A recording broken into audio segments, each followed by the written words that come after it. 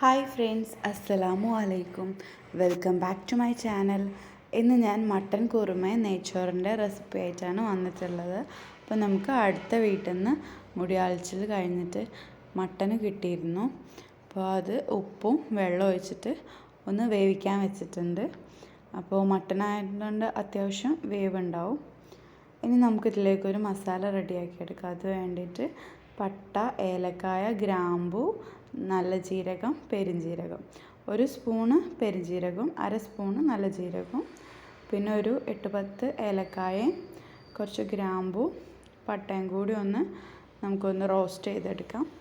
അപ്പോൾ ഒന്ന് ചൂടാക്കി എടുത്തതിന് ശേഷം നമുക്കിതൊന്ന് പൊടിച്ചെടുക്കണം. അപ്പോൾ ഇതാ ചെറിയ തീയിൽ വെച്ചിട്ടൊന്ന് റോസ്റ്റ് ചെയ്തെടുത്തിട്ടുണ്ട്. ഇനി നമുക്കിതൊന്ന് പൊടിച്ചെടുക്കാം. ഇനിയിപ്പോൾ ഇതാ ഒരു പാത്രം വെച്ചിട്ട് അതിൽ ഓയിൽ ഒഴിച്ചിട്ട് കുറച്ച് വെളുത്തുള്ളി അരിഞ്ഞത് ചേർത്ത് കൊടുത്തിട്ടുണ്ട്. ഇനി ഇതൊന്ന് നമുക്ക് എണ്ണയിൽ നന്നായിട്ടൊന്ന് വഴറ്റിയെടുക്കണം. അതിന് ശേഷം നമുക്കിതിലേക്ക് വല്യുള്ളി അരിഞ്ഞത്, ഒരു 2 വല്യുള്ളി നീളത്തിൽ അരിഞ്ഞതും കൂടി ചേർത്ത് കൊടുത്തിട്ടൊന്ന് വഴറ്റിയെടുക്കാം. അപ്പോൾ ഉള്ളി നമ്മൾ കറിയിൽ അത്യാവശ്യം ചേർക്കും, മധുരത്തിന് വേണ്ടിയിട്ടോ. ഇനി നമുക്ക് വേണമെങ്കിൽ കാഷ്യൂ ഒക്കെ അരച്ച് ചേർക്കുമ്പോഴും മധുരം ഉണ്ടാവും. അപ്പോൾ ഇതാ ഉള്ളി വഴന്ന് വന്നിട്ടുണ്ട്. ഇനി നമുക്കിതിലേക്ക് ഒന്ന് ക്രഷ് ചെയ്ത് വെച്ചിട്ടുള്ള ആ മസാല ചേർത്ത് കൊടുക്കാം. ഗ്രാമ്പു, ഏലക്കായ, പട്ട, പെരുംജീരകം, നല്ല ജീരകം കൂടെ ഒന്ന് നന്നായിട്ട് പൊടിയണ്ട, ഒന്ന് പൊടിഞ്ഞ് കിട്ടിയാൽ മതി. അപ്പോൾ ഇനിയിപ്പോൾ അത് അതിലേക്ക് ചേർത്ത് കൊടുത്തിട്ടുണ്ട്. നന്നായിട്ടൊന്ന് മിക്സ് ചെയ്ത് കൊടുക്കാം. ഇനി ഇതിലേക്ക് മസാലപ്പൊടിയായിട്ട് മല്ലിപ്പൊടിയാണ് ചേർക്കുന്നത്. മല്ലിപ്പൊടി 2 സ്പൂൺ ചേർത്ത് കൊടുക്കുന്നുണ്ട്.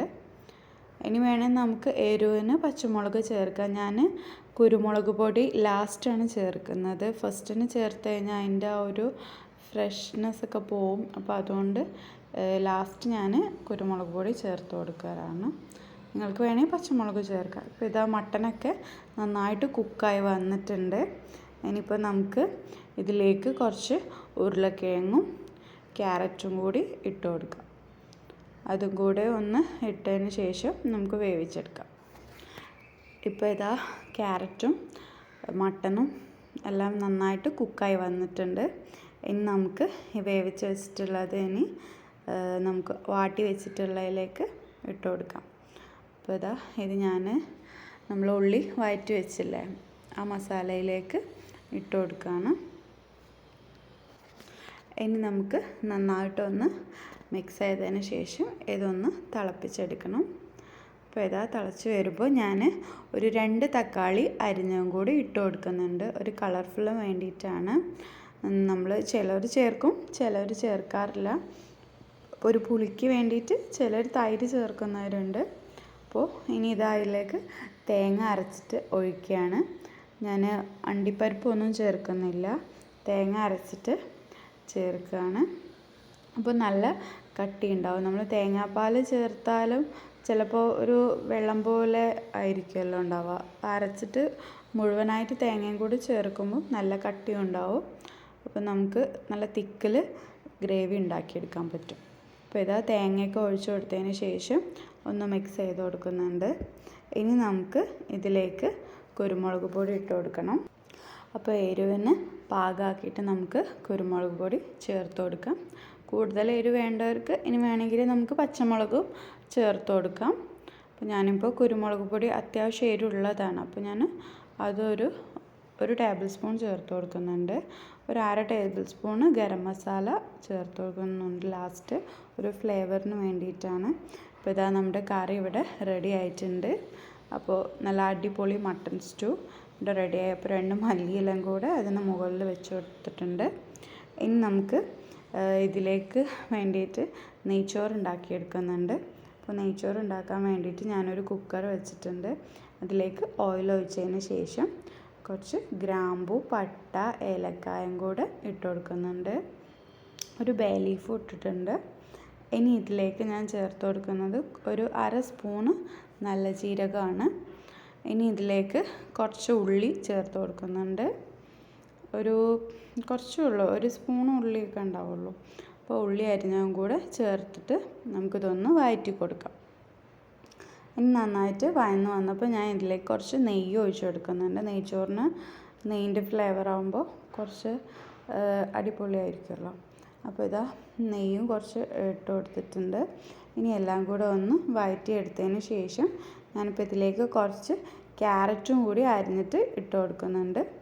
ഒരു കളർഫുള്ളായി ഇരിക്കാൻ വേണ്ടിയിട്ടാണ്, ഓപ്ഷണലാണ്. അപ്പോൾ ഇതാ ക്യാരറ്റും കൂടി ചേർത്തിട്ട് നമുക്കിതൊന്ന് വഴറ്റി കൊടുക്കാം.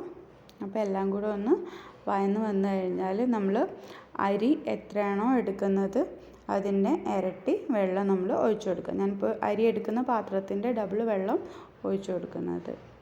അപ്പോൾ ഇതെല്ലാം വഴന്ന് വന്നിട്ടുണ്ട്.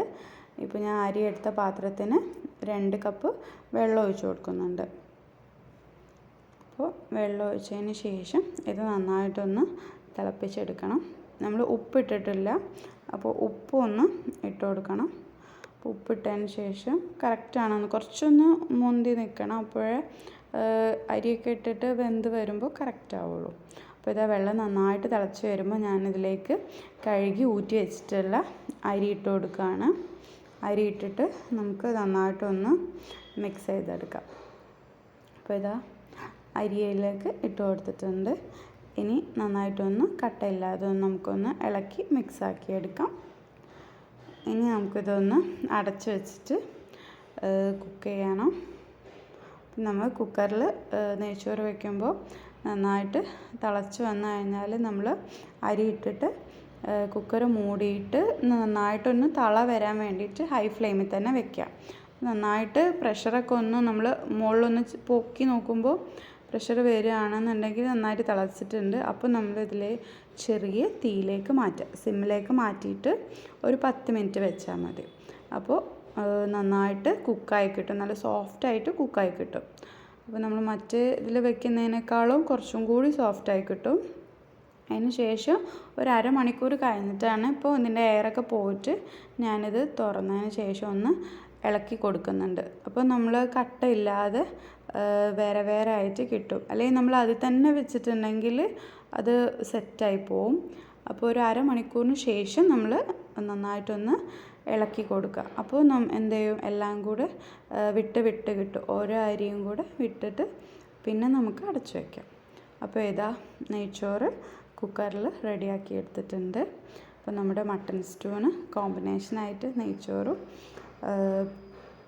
തൈരും ഒക്കെ ഉണ്ടായിരുന്നു. അപ്പോൾ എല്ലാവരും ഇങ്ങനെ ഒന്ന് ട്രൈ ചെയ്ത് നോക്കുക.